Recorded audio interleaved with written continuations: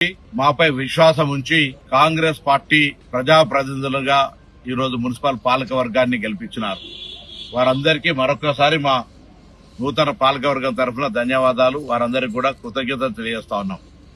వారి ఆకాంక్షలకు అనుగుణంగా హుస్నాబాద్ ను చుట్టూ 4 జిల్లా కేంద్రాల మాదిరిగా అభివృద్ది చేసేటువంటి ఒక ప్రణాళిక తీసుకొని ముందుకు పోతాం.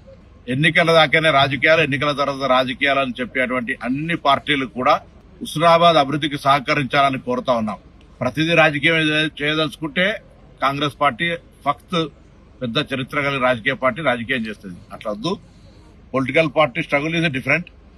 ప్రజాప్రతినిధులుగా మున్సిపల్ ఎన్నికైన పాలకవర్గం అందరూ కలిసి హుస్నాబాద్ ప్రజల మౌలిక సదుపాయాలు, వారి జీవన స్థితిగతులు మెరుగుపడుతూ ఊరు పెరిగినప్పుడు ఉపాధి పెరుగుతుందనే విధంగా ఇక్కడ కొత్త కొత్త విద్య, వైద్య, ఉపాధితో పాటుగా అనేక అంశాలతో పెరిగే విధంగా ఉండడానికి కొరకు ముఖ్యంగా హెల్త్ గ్రౌండ్ కు సంబంధించి శానిటేషన్ కావచ్చు, లేకపోతే డ్రింకింగ్ వాటర్ కు సంబంధించిన ప్యూరిఫికేషన్ కావచ్చు, స్ట్రీట్ లైట్స్ కావచ్చు, మేజర్ గా మున్సిపల్ యొక్క మౌలిక బాధ్యతలు.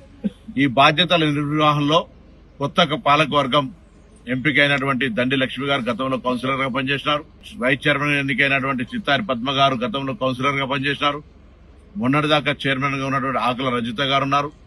ఇంకా అందరూ కొత్తగా ఎన్నికైనప్పటికీ కూడా తప్పకుండా పాలకవర్గంలో అందరి అనుభవాలను తీసుకుపోయే బాధ్యత చైర్మన్, వైస్ చైర్మన్, అదేవిధంగా మా విప్పు కేశవన్ రమేష్ గారు అందరూ కలిసి హుస్నాబాద్ అనేటువంటి ఒక మోడల్ మున్సిపాలిటీ అనే విధంగా కృషి చేయాలి. నేను గౌరవ శాసనసభ్యుడిగా నా బాధ్యతగా వారికి అన్ని రకాలుగా అండగా ఉంటానే మాట కూడా నేను మనవి చేస్తూ, ఎన్నికలకు ముందు హుస్నాబాద్ ప్రజలు ఏ విధంగానైతే అభివృద్ధి జరుగుతుంది అనే ఆలోచనతో మమ్మల్ని ఆశీర్వదించారో ఆ ఆశీర్వచనం, ఆకాంక్షలకు అనుగుణంగా హుస్నాబాద్ తప్పకుండా అభివృద్ధి చేసి చూపిస్తాం.